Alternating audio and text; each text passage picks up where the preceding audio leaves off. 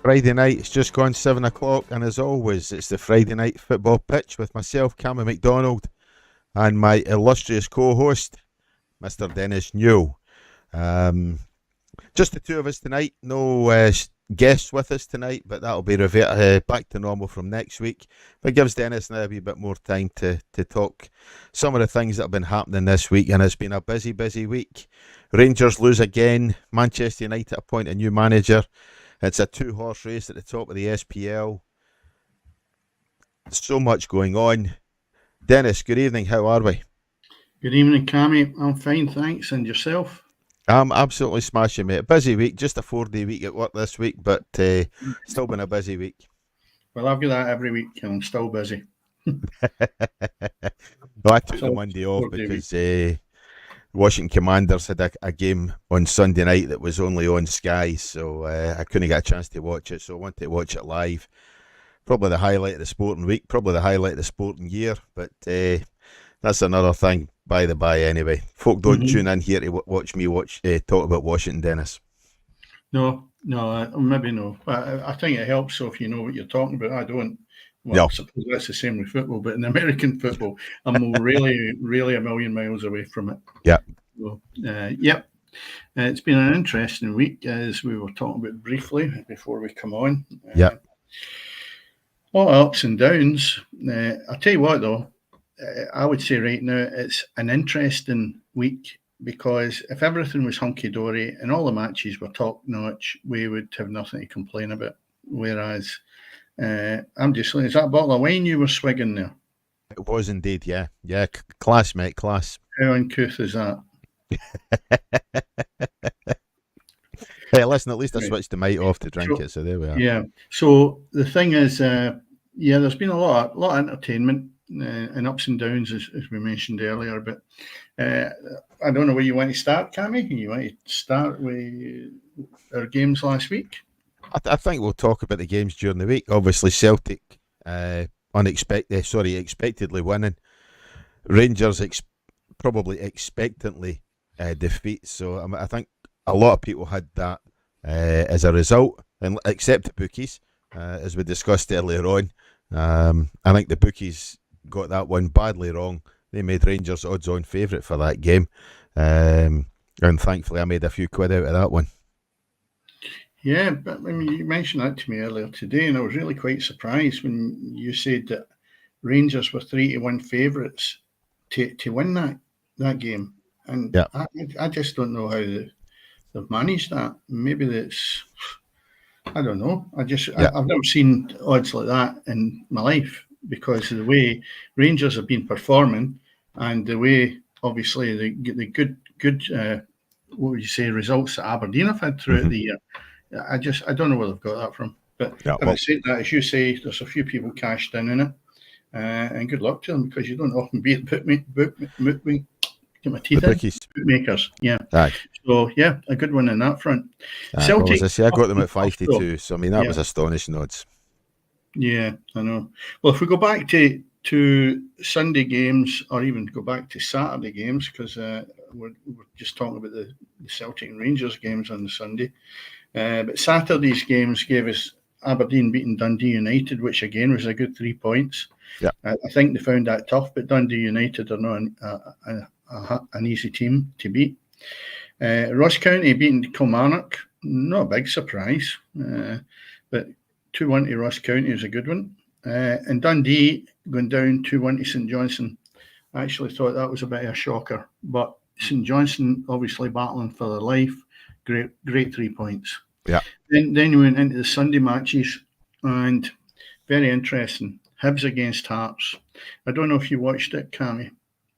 No, I haven't even seen the highlights, to be honest. It's one of the games, as I say, Sunday. I had other things in my mind on Sunday, as I say, and I got to sleep on the Sunday afternoon where that game was on. Yeah, a good match. Yeah, decent match. So a great atmosphere. I think what we're finding as well is the supporters are turning out for these games because there's a lot at stake. Neither of the two of them have looked as if they've got what it's going to take to get up into that top 6 spot before before too long. All the chances that they're going to get are going to disappear. Yeah.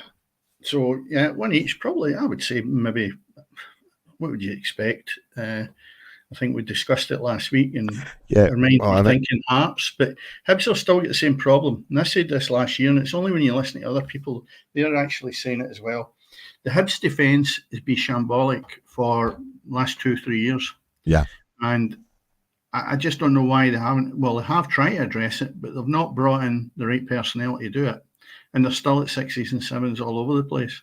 And that will create a major problem throughout this season because they've brought people in to hopefully change it. It's not working yet. And they're going to have a hard shift to get themselves off the bottom of that league. So, yeah, an interesting one. It's not very often you see both Edinburgh sides bottom of the table, but that's what it is at the moment. Obviously, both sides at the bottom on 6 points apiece. Yeah. And yet, I think Rod, last week, he picked the draw. I think, obviously, I went with Hearts. But as I say, he picked the draw, and that's as a Hearts supporter. So fair play to him for getting that one right. Yeah. Probably the result maybe suited neither side. Both sides really would have needed the win, I think, as you say, to get away for the foot of that table. But probably the one each draw, as you're saying, if that's a fair result, then and a fair reflection of the game, it gives both sides a chance. And obviously, Critchley's done reasonably well, I think, unbeaten as Hearts manager, but Hibs really need to think about where they're going. Yeah. Well, I mean, Hearts looked as if they had most of the possession. There's no doubt about it, but you just felt they just seemed to be struggling a bit to actually get the goals that was required. And you were in the 86th minute before the young lad, I think he's only 17, which was quite refreshing to hear him getting interviewed after it and thinking he's got school and a paper to do the following day, which was incredible. You don't see that now. You normally see them lining up with their haircuts and their tattoos, all ready to go somewhere that God knows where they go. But the bottom line is you don't get a boy coming talking to you after 17 years of age, getting the equaliser. And you would have thought, actually, it was a final of a cup that both the teams were playing in Sunday. It really, really was of that kind of statement that we're both trying to make, that they were better than the way they've been. There was 20,000 at the game, Cammy, so that speaks volumes alone. Mm-hmm. So, yeah, it was good. And as I say, it was refreshing to see a Scottish youngster coming and doing well in that particular match. Yeah, obviously he's too young yet to get tattoos, so maybe come his 18th birthday that'll change. Yeah, you never know. So the other game that was Motherwell 0, Celtic 3. A convincing win for Celtic. It took them a wee while to get going, but at the end of the day, I always felt that it was only a matter of time. You're finding it that after half an hour, you could see it was actually starting to go Celtic's way a bit more, and they struggled a wee bit, huffed and puffed, but not as much as they did against Dundee, which will come on in a minute on Wednesday night. Convincing win, there's no question of doubt about it. They've got the firepower in all departments, and obviously they've done the job. The other game was Rangers beating St Mirren 2-1, and again, you're finding that there was nothing in this, in my eyes, that where I basically said Rangers are going to turn the corner. I watched that game, and there's nearly 49,000 at that game, and I'm thinking, how long is that going to last? They were all moaning about how bad it was, and they've still won the game.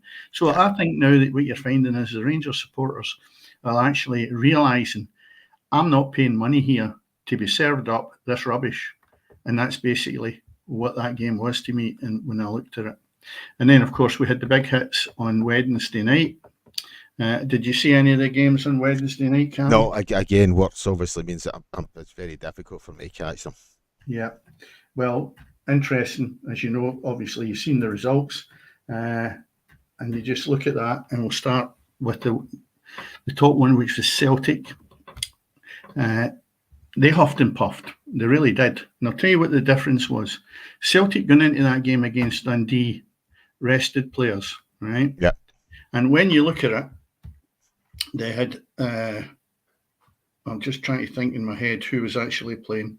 Trusty was playing instead of, Carter Vickers was back in the team, and Scales was left out. And I thought that's a good combination with Trusty and Carter Vickers, just to see how they go, right? Then you had Taylor, who I think still struggles as a left back for me with Celtic. And of course, the other deficiency, which we talk about when he gets in the Scotland team, is Ralston.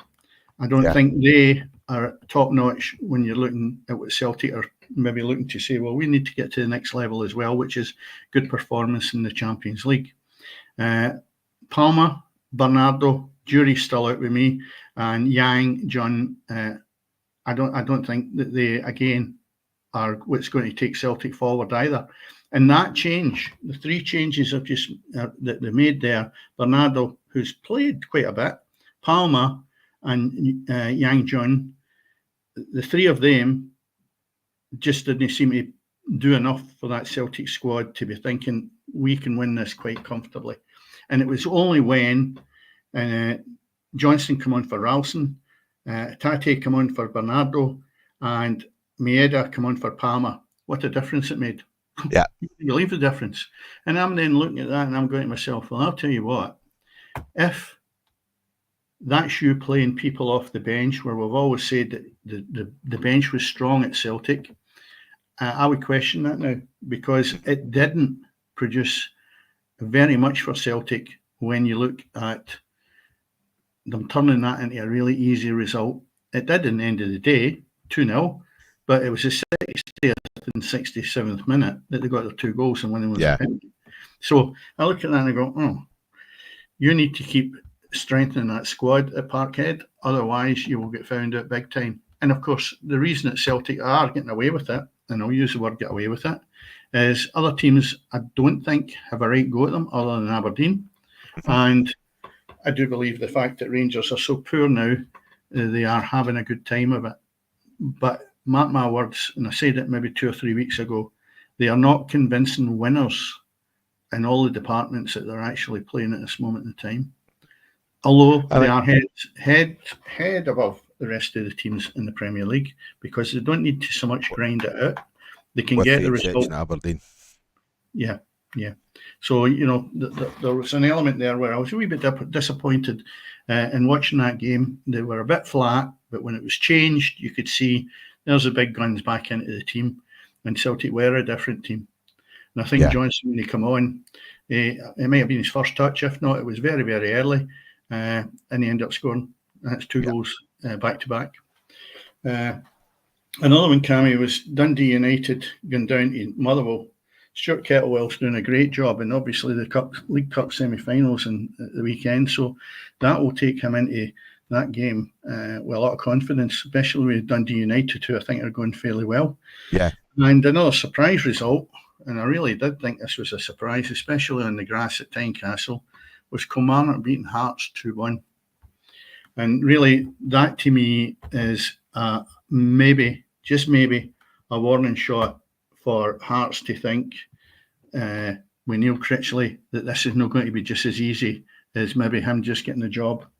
With Kilmarnock there basically scoring in the 58th minute and the 63rd minute when they were down 1-0, and you would have thought at that point, come out in the second half, Hearts, and go and get back. Yeah, get an early goal, and that's it. Never happened. So Derek McInnes basically got them obviously at half time and turned them around, which is a great result for Kilmarnock. And there's a poor one again. Ross County with at home to Hibernian, and it was nothing each. I could imagine that'd be like paint drying up there.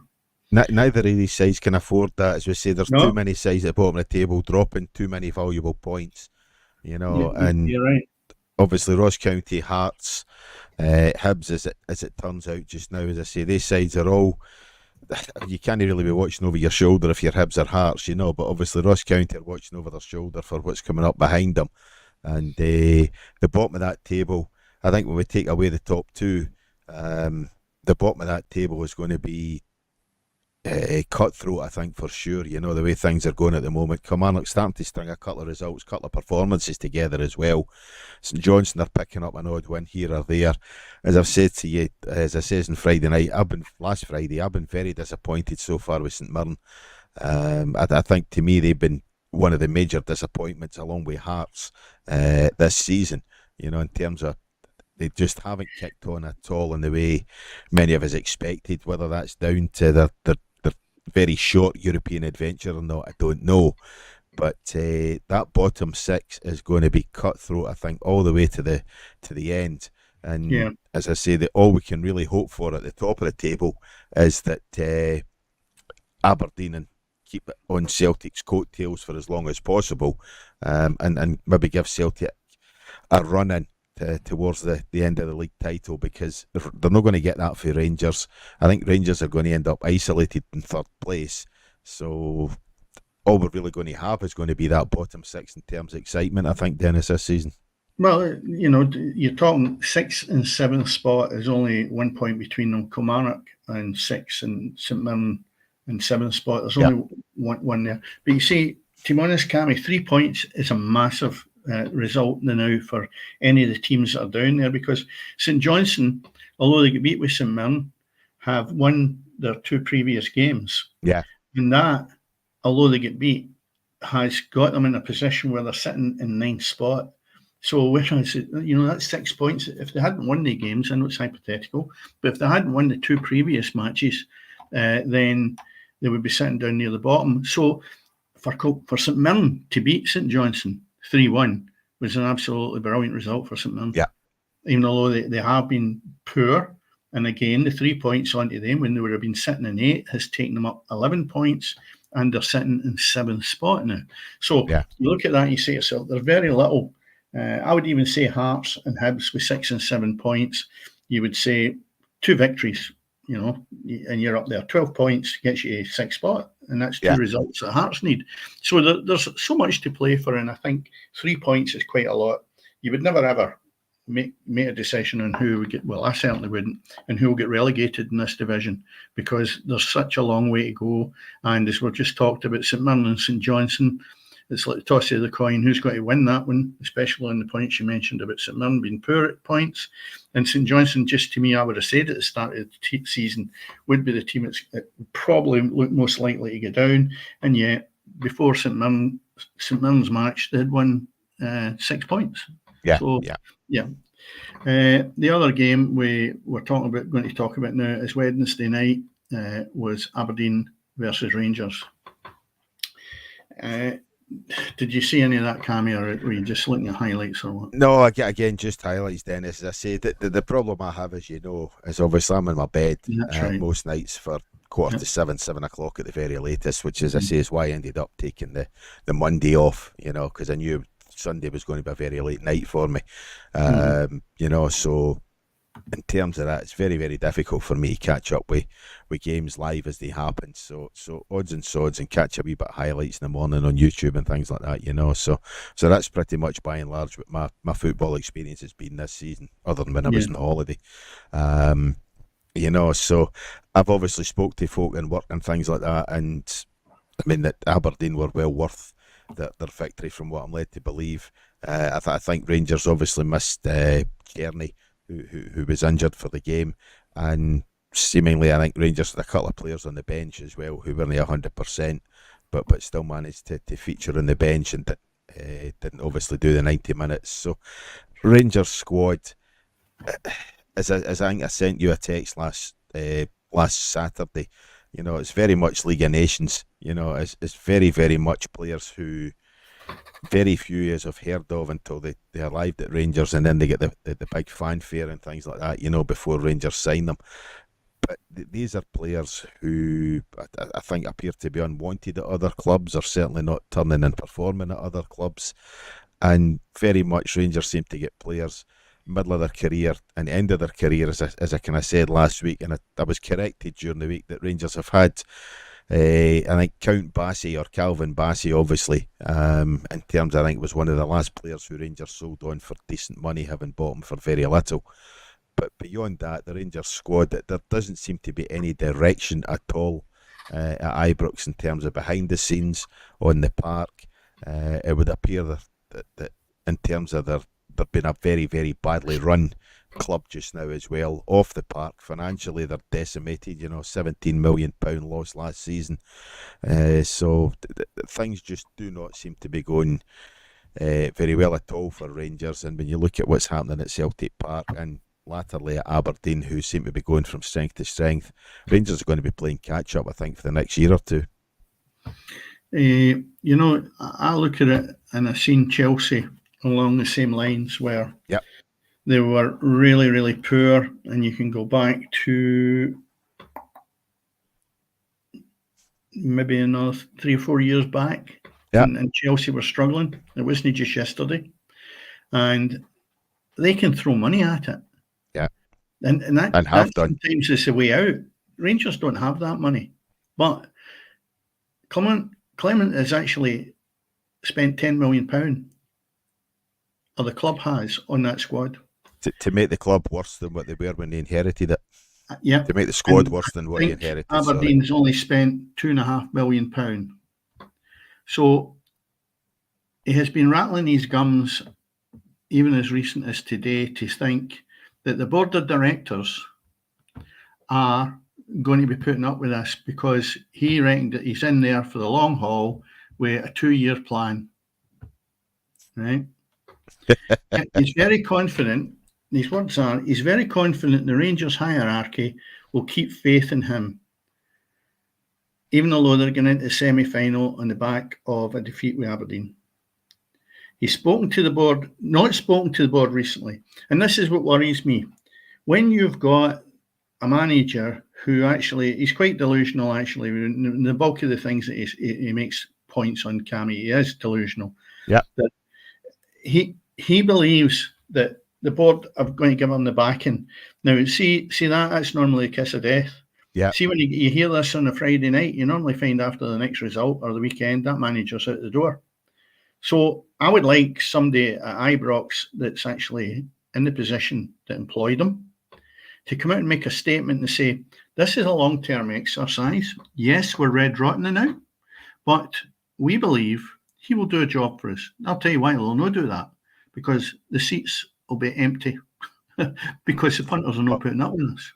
Because Dennis, the product on the park, they want to see a quick fix. They're never going to get a quick fix. And the man that held him should not have been in the position. I would say now, I think they are actually worse under Philip Clement than Beale was. Yeah. I actually do. I think the football is worse. The squad of players is worse. The direction is worse. And just overall, there's nobody that you could probably give to another club of the level that Rangers are at and would get a game in it. Yeah. The direction is lacking. You're saying the direction's worse. There's absolutely appears to be no direction at all at Ibrox. And what you were saying in terms of the seats being empty, I was hearing again from a Rangers supporter at work that the tickets for the semi-final have actually gone in public sale for the Rangers end. Rangers cannot sell, or are struggling to sell, their allocation to season ticket holders and obviously supporters clubs members and things like that, and they've had to put their tickets out on general sale. That's been unheard of the last 5 or 6 years, I think, at Ibrox, and probably longer than that, but to hear that, I think if you're a Rangers supporter, is actually quite alarming and worrying. Or if you're a Rangers director, rather, it's quite alarming and quite worrying to see that you cannot sell out your tickets for a semi-final towards the sources that you would normally sell your tickets at. So yeah, you're right. The fans are starting to dwindle. It's gone back to the days before Graham Souness, when Rangers couldn't sell out their ground, couldn't sell out their allocation. And you know yourself, you'll speak to Rangers supporters who say, well, I was there when we only had 10,000 fans. For every Rangers fan who says that, Ibrox must have been sold out about 6 times for every Rangers fan you spoke to who was there when Rangers only had 10,000 fans. But it's very, very alarming, I think, what's happening at one of our biggest clubs in terms of the lack of direction. And as I say, financially, the club's absolutely knackered. So I think Clement might well be safe. And I think the reason he might well be safe is there's every possibility Rangers can't afford to sack him and pay out his contract. Well, again, I think back, when we talked about this last week, that the director of football is shambolic. There is absolutely no question about it. You can look back on Ross Wilson, and that's where it started to snowball. Yep. The effect of bad players coming into the club. Where Roscoe wasn't daft. He got out of the place before anything happened drastic. Now you've got the new guy in. His name, I can't really remember. It doesn't bother me, because the bottom line is he's another invisible person that you don't see, faceless. And that's what the board of directors are now. I think they're faceless. I actually think that they don't know what the answers are. So they're probably not making any statements because they're incompetent in the way that they are actually seeing the future for all these hard-working supporters who plough millions into that club. And the bottom line is that they're getting shortchanged for it. Yeah. And I don't see why the board of directors should have all the benefits that go with running a club as big as Rangers and actually producing the rubbish that we're seeing on the pitch. Yeah. I'm not saying this with ease. They are quite atrocious, Cammy. Mm-hmm. It's the worst Rangers team I can ever recall, or squad of players that I can recall. And I'll tell you what, when I watched it in Sky during the week, James McFadden was doing the commentary. Now, he played up front. Good, decent enough player, really good, right? And the amount of times that he picked up on where Dessers was not in the right position for a ball to come in the box. He's like, what's he doing at the back post? Why is he not in that box? Why is he not making that chance? And you could see there was even frustration in the commentary, as if to say, I'd love to be able to have a tannoy here. We just tell you, move into that spot, move it. Yeah. This guy's getting paid a fortune. And I've rattled my gums about how much he's been getting for the last 6 weeks. And I'm getting fed up with the fact that he keeps getting played. And he is a common denominator for the fact that he's just not able to get involved. Yeah. And you look through that as well. Tavernier, I believe, as a captain now, doesn't really perform as a captain. He was looking as if he was going in the summer. And the best thing I think that could have happened to Rangers was that he went. Because he's a shadow of the player he was last year. But if you get rid of Tavernier, I think a lot of Rangers supporters want to see him moved on, feel that perhaps the time is up and things like that for him. You're losing, one of your main attacking options if you're Rangers, and as you say, that they've got very little up front in terms of what Dessers offer them, and it's right that they're just a squad with no direction. They're a squad with no, it almost appears no unity, I think, because, as I say, there's such a squad of nations, as I say. You look across the road at Celtic. Yeah, Celtic have got a few players from other countries and a large majority, but they've got 3 or 4 guys here for Japan, so it's not just a case of one guy, who doesn't speak English. There's 3 or 4 of them, so they can get by in terms of communicating with each other and obviously breaking into the talking to the rest of the players. There just appears to be a complete disunity at Rangers, from the top to the board to what's on the park, as we say, to the manager, and the club just appears to be in complete and utter shambles. And I don't know what it's going to take to get it back on track, because you're talking about a major overhaul. And again, I hate bringing it back to a sport that obviously very little about in terms of American football, but you can see the Washington Commanders flag behind me. For 30 years, Washington had been in the doldrums, and they got a new owner, new coaching staff, new direction, everything else, but it's taken them 2 or 3 seasons to kick things on. And that's, I think, what it's going to have to be at Rangers in terms of a complete overhaul from top to bottom to turn that club around. Yeah, but you just need to look even at what he made as a change was the boy that plays in the left wing, which is Barjami. He scores a right good goal, Cammy. He cuts inside, opportunist. He beats a couple of players and he just pokes it into the far corner of the Aberdeen net. Rangers are back in the game. They actually had a good 20 minutes just after half time. Now, if they could sustain that for 90 minutes, I would think, oh, they're okay. But it was 20 minutes. That was it. That was it, the whole 90 minutes. Now, what does he do with the boy that scores the goal? Who's looking lively then? The team's got a bit of a lift. He's probably got a spring in his step. He goes and substitutes him after 76 minutes. Yeah. And I'm saying to myself, what did you see in that to take him off? Seriously. I mean, he scores in the 63rd minute and he takes him off 10 minutes or so later. After. And I'm thinking, what kind of management is that takes off the guy that you've been starved of goals? He produces one and you go and take him off. And I think to myself, there's something drastically wrong. I don't believe that he's actually shown me that he can manage a football team. And even again, I'll go back to Sky Sports. Chris Boyd absolutely slaughtered him at the end of it. He's done that before and basically more or less saying, look, his time's up. Chris Sutton just says, I can't believe the rants that the man goes on. This was after he was interviewed after the game. Now, you don't normally find that these pundits are quite as, what do you say, opinionated. I don't know. Boyd, to me, is a pundit who wears his heart on his sleeve. Okay, that sleeve's maybe blue, but as I say, Boyd definitely wears his hat on his sleeve.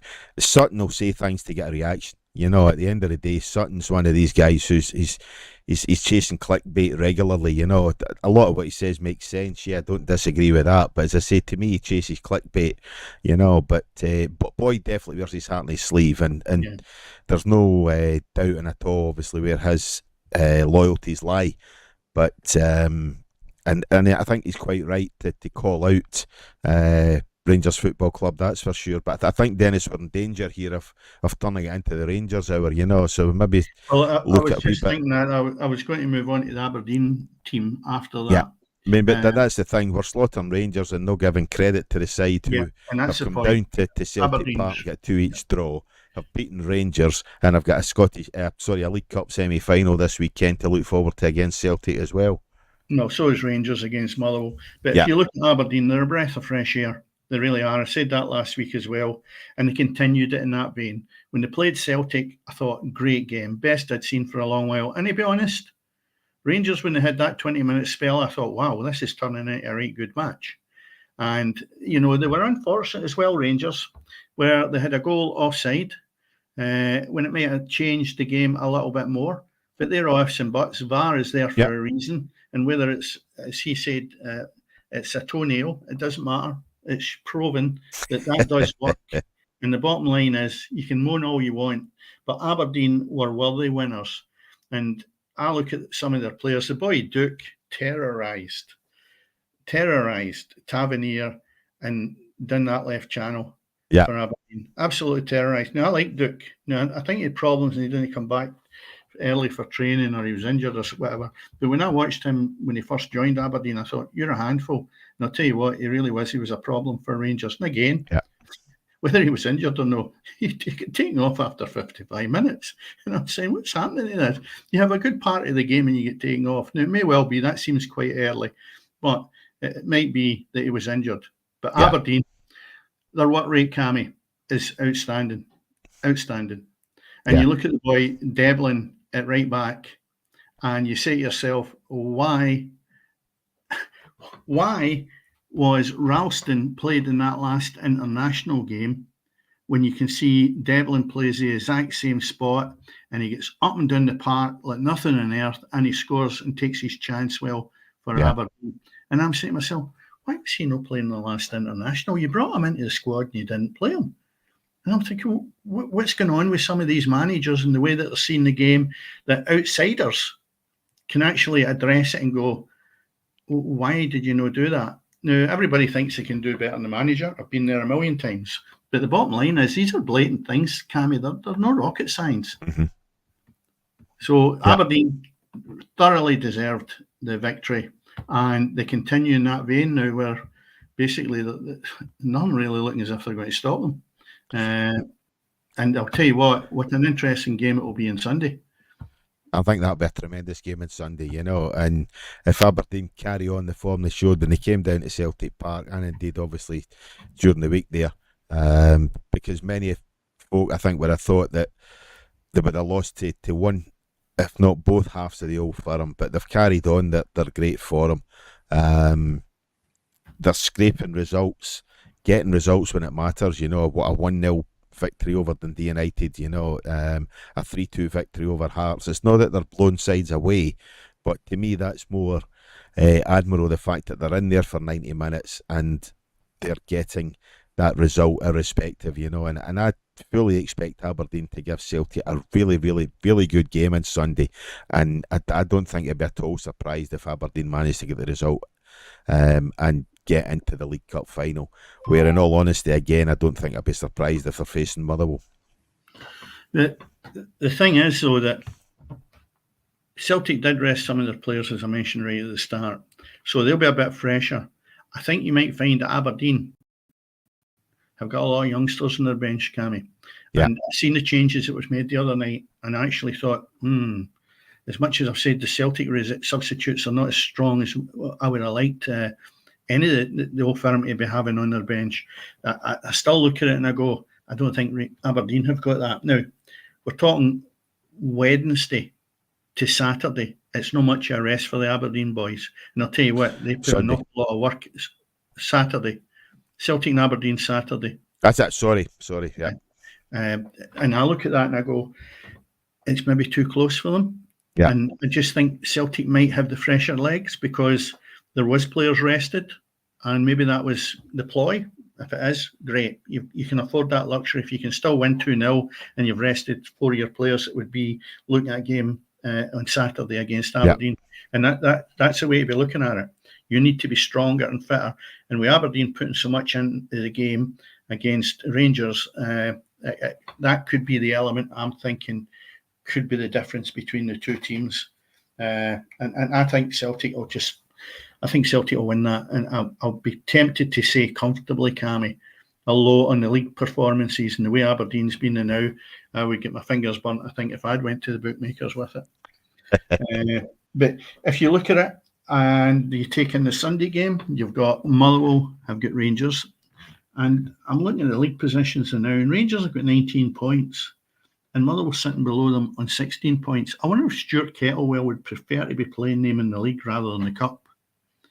Yeah, I don't know. I think if Motherwell can get to a final of a cup, it's probably a better result for them. I think Kets would get to the final at Hampden over a league win. I don't think they're going to be looking over their shoulder. I don't think they're going to be watching for relegation. I don't think they're going to be chasing Europe.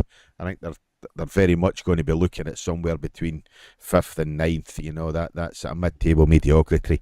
And to me, if you finish in the bottom of the top 6 or the top of the bottom 6, it doesn't really matter. You know, so no, I would rather Kets. I think Kets would prefer to get the result against Rangers tomorrow. On Sunday. Well, they'll still have the opportunity. There's only 3 points between them anyway. Yeah. But yeah, Rangers will soldier on as it looks. I really expected maybe something positive coming from the board, even as a backup. I've nothing against the manager on the front that says, yeah, that's the way we're going to go, but at least come out and say it rather than the man himself, who is quite delusional, thinking this is the way. And he's standing alone with it. He's not getting the backing of the board. And I find that is quite pitiful, really, that he is out there and he's getting hammered and slaughtered. And I don't think he's up to the job, but you're looking for your board of directors to say why they feel he's up to the job. Come out and help him or get rid of him. That's a choice. But if you're going to get rid of him, please don't get Derek McInnes in, because he will make no difference to you. I think he's punching above his weight, even at Kilmarnock. And I know they got into Europe last year, but I don't think that's the right move if they do go down that road. The only thing I would say is, yes, he's Scottish, and yes, he knows the game, and that might be a plus factor. But I don't think when you're looking at Rangers, the size of them, that would be my first choice anyway. I know. No, I don't know who I would. I don't know who I would be looking at in terms, obviously, to replace Clement. I'm sure there's a couple of chimpanzees at Edinburgh Zoo would feel they can do as good a job, but Right. we can only wait and see what happens with that one. But no, as I say, I think Clement might well remain in the job by default. A bit like who we're going to talk about next in terms of Eric Ten Hag, who obviously kept the Manchester United job by default for quite a while there, until obviously he got dismissed last week. And Manchester United, when we talk about how much of a club in disarray Rangers is, I think Manchester United are the English equivalent, possibly in an even worse state than what Rangers are up here, Dennis. I think that goes without saying, Cammy. That was seamless there, by the way. That was almost that was. You surprised me because I thought we were staying in Scotland anyway, but never mind. We've jumped out of the border and we're still not finished up here, but we'll get. I know. We'll come back to up here. Yeah. Well, I think we should just where we're talking as about far as Rangers is concerned. It. Yeah, we just hope that they turn the corner. To be honest, I don't like to see any of the old firm not up there challenging and producing good stuff. So I know I can be really negative and having a go at them, but they've really got to turn the corner at some point. Yeah. Man United probably turning the corner. It's just been a joke. Seriously, they are sitting in 14th spot with 11 points. Who would have thought that you would see the day in this day and age with the money that's been spent on Man United sitting with 11 points after 9 games, 11 points. Nah, it's not good enough. I thought they would have changed earlier, to be honest. I just don't believe that this board either coming in here. Maybe they hung on. They beat Brentford on the 19th of October. Then you look at it and think, oh, maybe turn the corner. And then they get an absolute doing in my head, although it's only 2-1 against West Ham. Mm-hmm. That's not acceptable, and the supporters, Manchester United, don't accept that either. That club is in the top half dozen in the world, and you just can't be sitting in 14th spot. What a climb they've actually got to get to the top of the league. You look at it now, and what you've got up there is Man City with 23 points. Yeah, that's a handful of games they're needing to catch up there. Mm-hmm. So you look at it. Even if you look at Aston Villa in 4th spot, when you're looking at Champions League sort of cut-offs, 18 points. That's more than a 2-game swing. Yeah. And I can't see at this moment in time where they're going to get to. Now, having said that, they've appointed Ruben Amorim from Sporting Lisbon, and he will be joining the club on Monday. I think they have a game tonight, Sporting Lisbon, and he might be taking charge of that. Not 100%, but I think during the week when he was a candidate and they were talking about if he was going to be appointed, it would be start of the week. And that's what's coming in. He's 39 years of age. He's not 40 yet till next week, I think. I think if he's done well at Sporting Lisbon, I think he might come in and do a job, the same as Liverpool made the change. But the problem is at Liverpool, it wasn't broken, so there wasn't a lot to fix. No. Here it is broken at Manchester United, so they've got a lot to fix.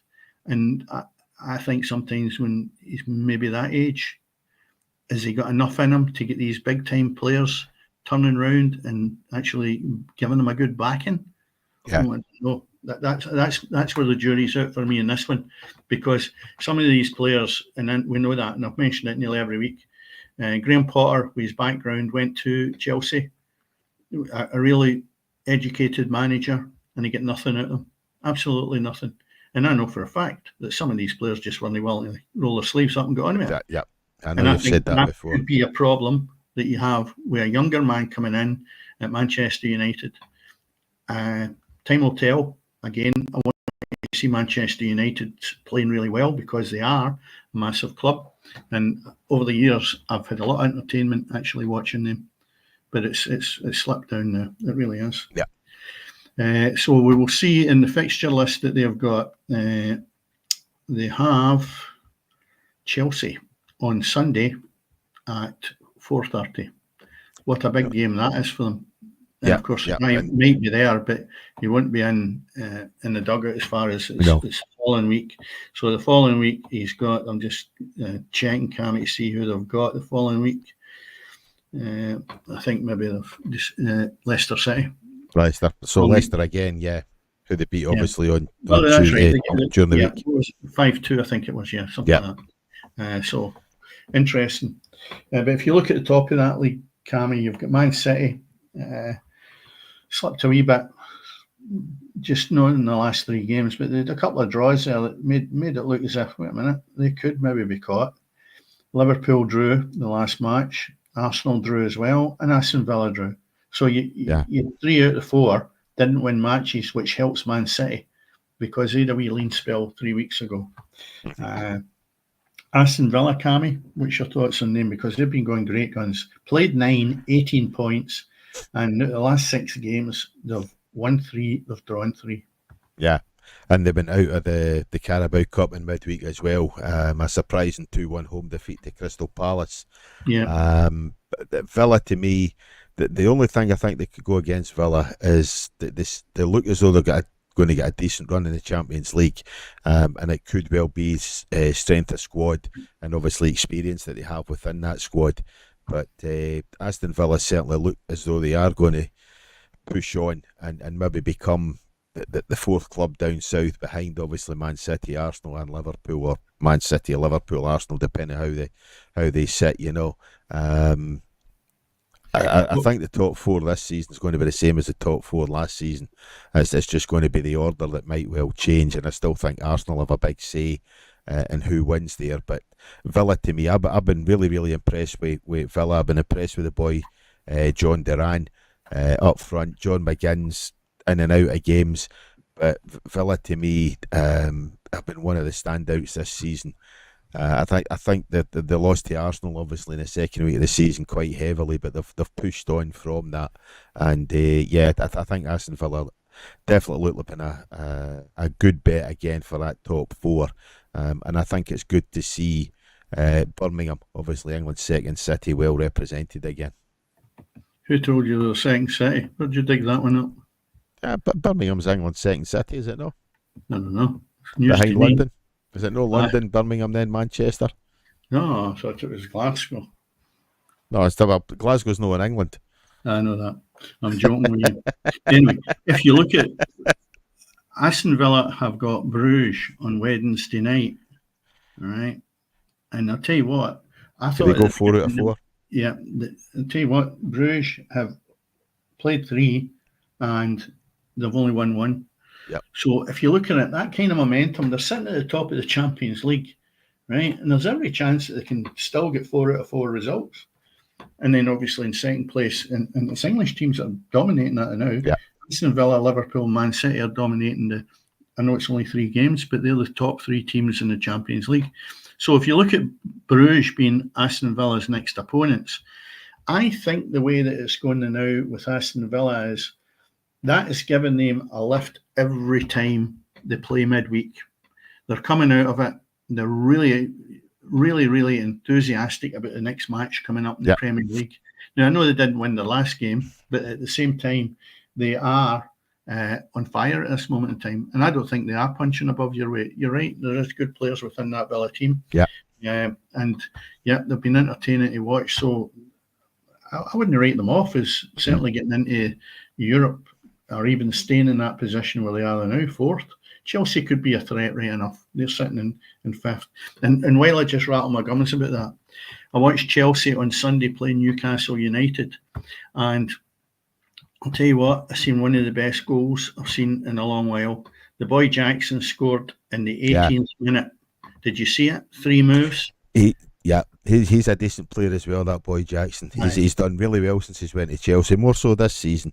But he's looked good in front of goal for sure. But the big plus for me, and he's a star in his own right, is the boy Cole Palmer. The pass that he put through for the ball to be played in for Jackson was stunning. If you get a chance, have a look at it. Absolutely outstanding. That's okay when you're sitting up above the play, but when you're down at ground level, there's players that block your vision, and for him to play that ball through for a square ball across the box. It was 1-2-3 goal. Absolutely outstanding. So he's been a revelation in that Chelsea team. I was going to say, I think Cole Palmer for me is every shout have been the player of the year down south. For definite, I think he's been outstanding so far this season. I think he obviously scored 4 goals in one game 2 or 3 weeks ago. He definitely has been outstanding. He's been outstanding for club. He's been outstanding for country. And yeah, when you consider that there wasn't a place for him in the Manchester City squad when they shipped him off to Chelsea, what a revelation he's been. Obviously at Stamford Bridge for sure, and yeah, he's one of the players that you would pay to go and watch, Dennis, and there's no many of them. So yeah, fair play to him. Yeah, definitely looking good for, as you say, potential for the player of the season. And we're just into the end of October. Yeah. Teams down the bottom, Cammy, is Ipswich, and I thought they were going to give us a better shout because I looked at them as being fresh blood into the Premiership, and I really thought they could do a decent job and get themselves into sort of a 10th or 11th. They've struggled. They're great going forward, Dennis, but they cannot defend. Yeah, defensively, Ipswich have looked all over the place this season. Definitely really, really good going forward. They've got the lads whose name escapes me, I'm afraid, at the moment, but he's got 4 or 5 goals for them this season. That's great telling you that. They've got a guy who looks really good and then no realising his name, but they definitely look fantastic going forward, but defensively they're at another level, and I think the boy Hurst, are you thinking of the boy Hurst? No. Chaplin? No, I can't mind his name. It'll come to me, but Smodic. Who? Smodic. No, it's not him either. No, he's got a famous name. He's got a famous surname for sure. Anyway, it'll come to me anyway. But carry on. I'll find his name in a minute or two. Well, I can read through the team. Is it Shea or Phillips? It's a wee while. Davis, Harry Clark, Cadgis, Burgess, Chaplin. Other than that, you'll need to go to the bench for this really good player. I know. Right, carry on. so that everybody's wanting to hear the Ipswich Town team, I mean, Liam Delap. All right, okay, yeah. Liam Delap has looked absolute outstanding for them and early in the season, so he's managed to get a few goals. But as I say, defensively, they're not looking great. They're the same as many clubs. They're not getting a tune out of Calvin Phillips either. So as I say, I think if they sort out their defence, I think Ipswich will move on up a wee bit. But as things are at the moment, great going forward, but suffering for the defence. Yeah. Well, Delap only come on 73rd minute for the boy Hurst. Yeah. But as I say, he's got a few goals this season. Yeah. Well, obviously... He's got 5 goals in 9 games, Dennis. Aye. Yeah. Okay. So, disappointing from where I thought they would be. They're obviously cutting their teeth in this division, the Premiership. Wolves are the poorest team I've seen, and yet they've managed to draw there with their last match. They drew with Brighton, down at Brighton, and 2 each last Saturday. Yeah, up 2-0 down. 2-0 down and managed to snatch a 2 each draw with it virtually the last kick of the ball.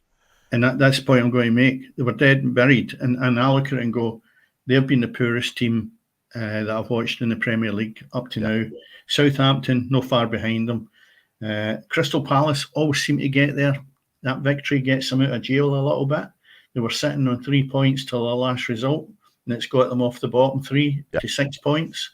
So, again, in England, the same as in Scotland, a two-match swing, 2 results gets you well away from relegation at this moment in time. Because if you look at Ipswich, right, they can move up three places if they take the other teams around about them had to lose. So, there's not much in it at this moment in time. Southampton, 1 point. Wolves, 2 points. Ipswich, 4 points. And then Crystal Palace just out of the drop zone with 6 points. So the teams down in that area are really struggling. Yeah. But up the top, brilliant. Champions League, can't wait for that. That's on this week. And as I said earlier, you're finding Aston. It's like looking at the Premiership almost. And you look at the league table, and it's Aston Villa, Liverpool, Man City, and you think, well, wait a minute, there's Monaco, Brest, Leverkusen, and you look down that list. It's really amazing, and I've said that all along. I really like the format of the Champions League. It really is good. So, as you say, it's almost setting us up for that Super League, which is going to come eventually.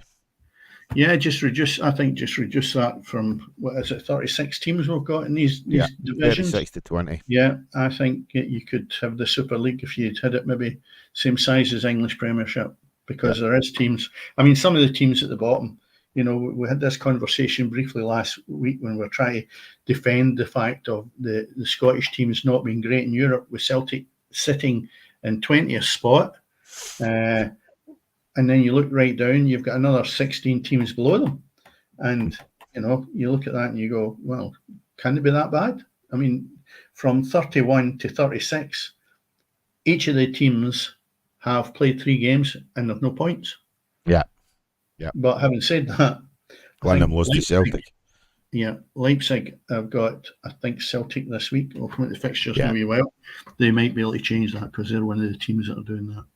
So if we look into the English Premiership and what's coming up, if that's where you want to go next. Aye, finish England, then we'll quickly catch up on what's happening in the lower leagues up here. Yeah, it just shows you how much I can rattle my guns, Cammy. That's 3 minutes before the hour. I know. Newcastle have Arsenal tomorrow at 12:30. Bournemouth playing Man City. These games are 3 o'clock. Ipswich have Leicester. Liverpool, Brighton, Hove Albion. Notts Forest have West Ham. Southampton, Everton. And then at 5:30, Wolves have Crystal Palace. And on Sunday, this will be a good one, is Tottenham versus Aston Villa. And then what I think is a really big game is Man United versus Chelsea. So again, you can't beat the Premiership in a lot of ways. It really is good stuff. If we get into the if you're not looking at Southampton, Everton, or a Wolves against so-and-so, or an Ipswich against Leicester, there's definitely fixtures there to get excited at. There is, so no doubt about it. But by the way, before we leave England, what a revelation this season in Nottingham Forest have been. Yeah, well, top 6 at the moment. As revelation, the word you would use, they are a massively improved team. Yeah. Massively improved. They're sitting in 7th spot now, just having lost 1 game in the last half dozen. I did watch them a couple of weeks ago, and I thought, they weren't too bad looking. It was the last 2 games have been victories. I think it was a victory as well, without going back what match it was. But I thought, hey, wait a minute, they're a vast improvement. Yeah. So if we're looking at looking in at tomorrow's matches, St Johnstone are playing Hearts and St Mirren Ross County. I don't know. Do you think Hearts will go up to Perth and beat St Johnstone, Cammy? Yeah, I do. Yeah, I think Hearts, they need to start turning the corner. They can't afford to drop points against lower opposition, and I think you would consider St Johnstone certainly lower opposition. Then again, they lost to Kilmarnock, it would be the same, but I don't think you can ask Hearts to start turning things around. I think Critchley's obviously had the new manager bounce up, or bounce back. And then obviously came back to earth, I think, during the week with the result against Kilmarnock. So I think he needs to start turning things around, and I fully expect that to start tomorrow at Perth. Well, it gives them an opportunity to get off the bottom of the league, because if they go from 6 points to 9, they're then sitting where Dundee are, which at least on the Saturday event would be sitting in 10th spot. And then you look at another couple, it's 11 points is what St Mirren have got. So you put 6 in that, you're sitting up there in 7th spot. It's not a mountain to climb for Hearts, and probably Hibs are the same as well. But we'll need to wait. They need to get results on the board. St Mirren have Ross County. That'll be a good tie to see. What would you say? St Mirren can keep that run up, having another victory. I think they are probably better than the results recently have shown. I know they've got issues within the club with playing staff. I think they've got 3 under the microscope now, out with the playing side of things, that is not very healthy for the club. nothing to do with the manager. But the bottom line is, some players really need to take ownership of their actions. Yep. And without getting into that in any detail, it's not a nice thing to have running about the club. And I don't know whether that's affecting their focus. I wouldn't like to think that's an excuse, but it certainly is something that's not great. On Sunday, you've got Dundee have Kilmarnock and Hibs have Dundee United. That's a real toughie for me, Cammy. Hibs going at home even to Dundee United. I can't see them getting anything out of that game. You know something? I'm sitting listening to the 4 fixtures, and all I can hear is draw. With the exception, maybe, as I say, Hearts going to Perth. I think the other 3 have got draw written all over them. Mm-hmm. Yeah, you might be right on that point. Yeah, you might be right. If you want, we'll get into the Championship. We'll rattle through these ones. Yeah, okay. There's a game on today, which is 14 minutes played or thereabouts. Wraith Rovers are drawing nothing each with Ayr United. And you have Airdrie, Hamilton, Dunfermline, Partick Thistle, Falkirk, Greenock, Morton, and Livingston have Queen's Park. What one jumps out at you in that, Cammy? I hate to say it, and they've almost become the club of the Friday night football pitch, but again, it's the Falkirk against Morton. You know, I went to see them last week for what I was told was probably one of their poorer performances of the season, where they quite comfortably beat Dunfermline 2-1. It was going to be whichever side made the fewest mistakes, and that turned out to be Falkirk. First goal come for an own goal. Second goal, a nice wee bit of work, but a close in, basically stabbed for inside the 6-yard box. The Fairmont came back into it with a nice wee goal to make it 2-1 and could have made a game of it, but they just didn't do enough. And as I say, I think a big difference for you, as I say, going to watch Clyde and watching Falkirk, the levels is there, you know, the difference in class and the step up is definitely apparent for what I've been used to watching this season. And maybe that's why I thought Falkirk played pretty well. But yeah, as I say, I just cannot see anybody in that Championship stopping them. And I think your tip to lift the Championship is going to come to fruition. I don't see Livingston having enough now. I don't see Ayr United having enough. Thistle definitely don't have enough. They're just far too inconsistent. And Falkirk are the only club at all who have got any consistency. So yeah, I'd love to get along tomorrow, but I'm actually going back along to Broadwood to see Darren Young's first league game in charge of Clyde. Not Broadwood, obviously, New Douglas Park, sorry. So I'm going along to New Douglas Park tomorrow, driving by Falkirk to go and see that. So yeah. What about Airdrie sitting at the bottom of the league with 5 points after 11 games? I mean, Ian Preston's the man that we should be talking to about this, but they've been looking as if they're totally shambolic, Airdrie, this year. They're just not getting results at all, are they? You know, an early win in the league, they beat Wraith Rovers first game of the season, and have gone 10 without victory since then, you know, and haven't really looked like getting a win. 2 draws. It's just not happening for them at all this season. They need to start turning things around. It would appear that they're going to be loyal to the manager irrespective of what happens with the results. So yeah, whether they finish bottom and get relegated or whether, as I say, they don't, it does appear that the manager's going to be in a job certainly for the start of next season. So he's pretty safe, it would appear, and maybe you need that wee bit of pressure, you know, to start getting results. And if you know your job's pretty much safe, that maybe isn't there. Yeah, well, Cammy, it's the old thing that we often speak about, and that is the supporters. Supporters will not put up with that. Whether the board want him to be there, they're not going to sit there and accept that you're going to get relegated and you're not winning matches. People will stop coming through the gates, and see when that happens, that's when the board of directors will act. Yeah. Because they need revenue, and revenue is what makes a club survive. So if he's not getting results, there'll be no sentiment whatsoever. He'll be out the door, and it's not looking great for them at this moment in time. Yeah. Anyway, moving on to the next division, we've got League One, and the fixtures we've got is Dumbarton Cove Rangers, 2:00 kickoff.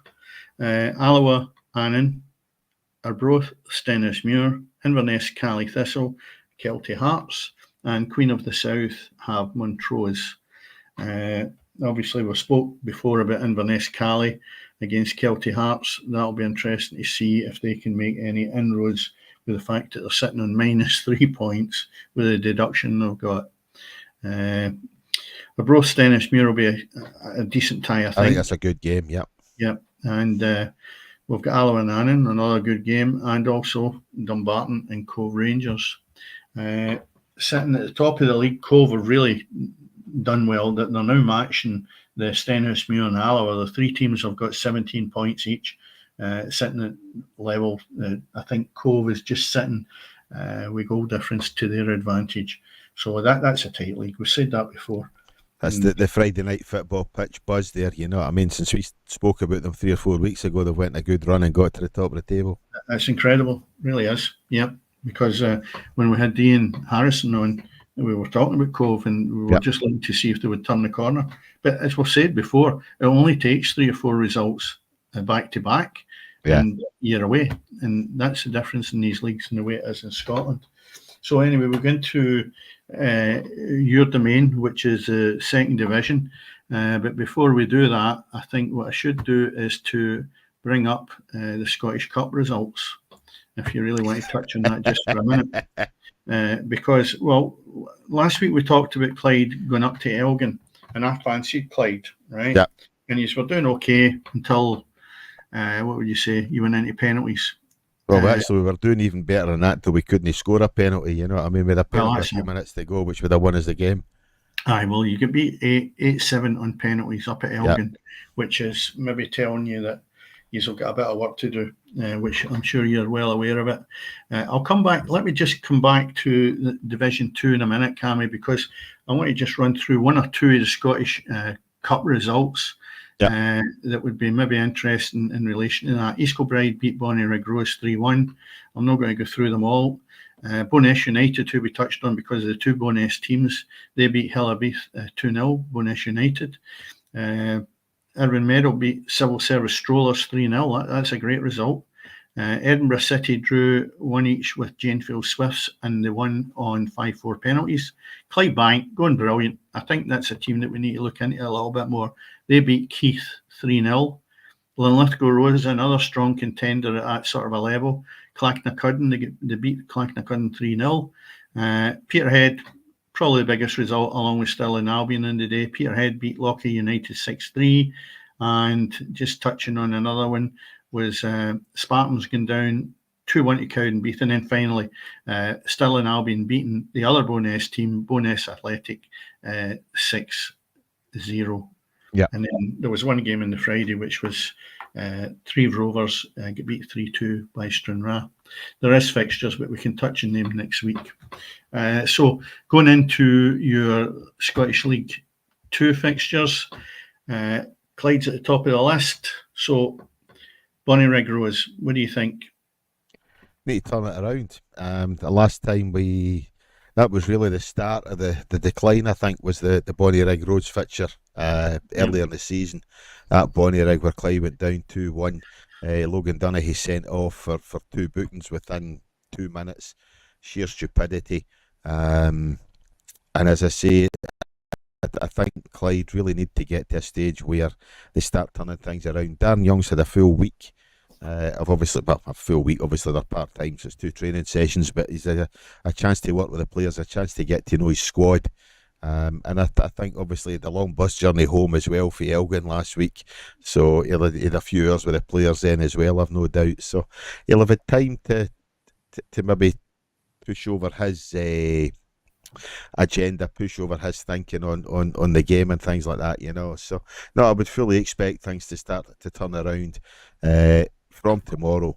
And if Clyde don't get a result at home to Bonnyrigg Rose, then there is some serious questions need to be asked already. So I would fully expect them to turn things around and start and get a victory tomorrow.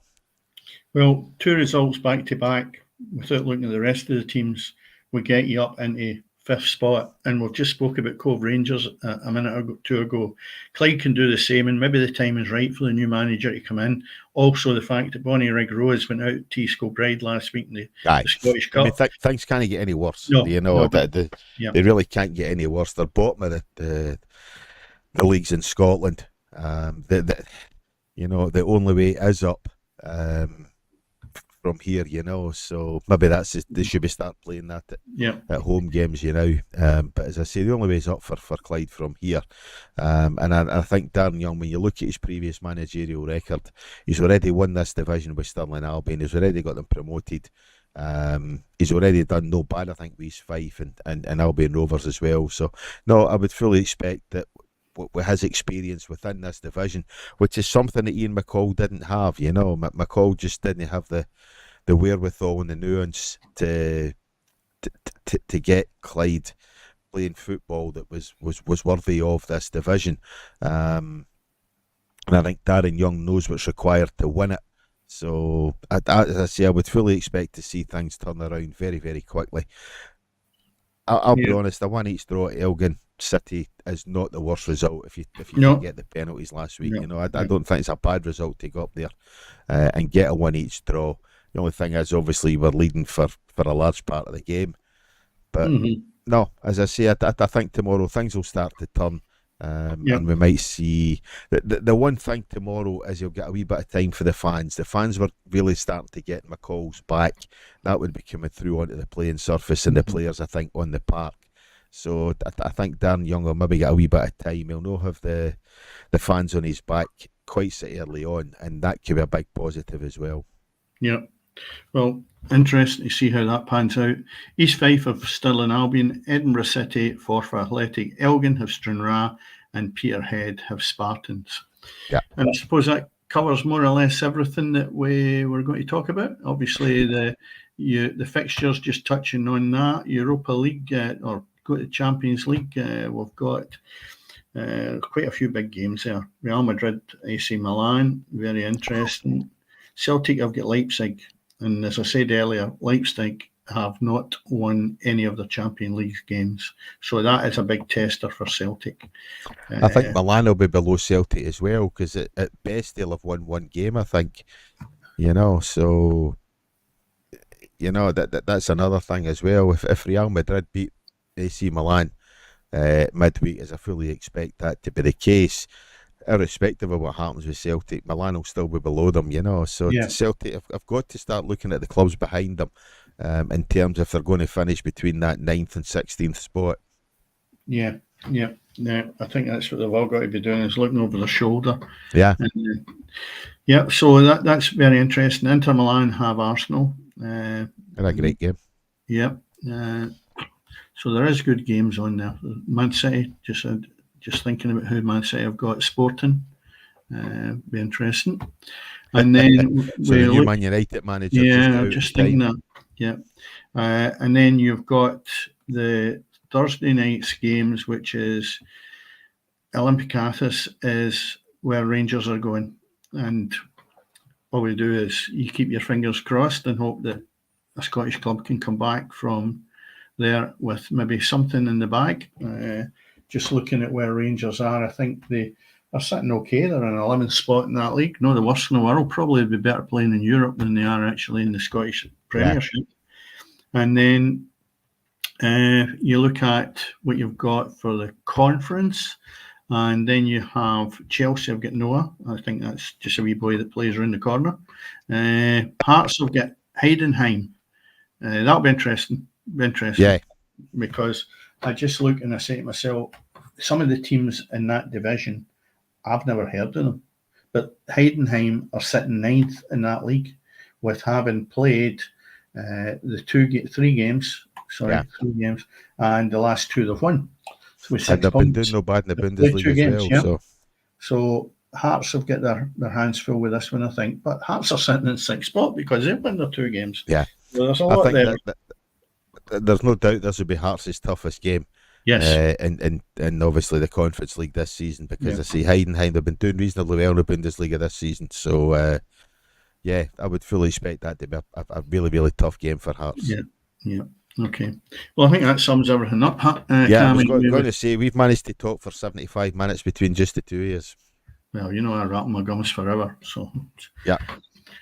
Anyway, that was interesting because we covered maybe a bit more than we normally would because we started the English Premiership as well. We had to leave that last couple of weeks, but it's good to just touch base with it every now and then. Yeah, I think with a change of manager at Manchester United, it's something we really had to look at. So, yeah, we've talked quite in depth. Got a few things coming up, guys, so we'll be able to mention them next week, hopefully, in terms of a couple of plans that Dennis and I have got for the podcast in terms of guests to move things forward. So keep tuning in, keep subscribing, tell your pals, like the show on YouTube, and as always, it's all happening on the pitch, and we'll see you next week.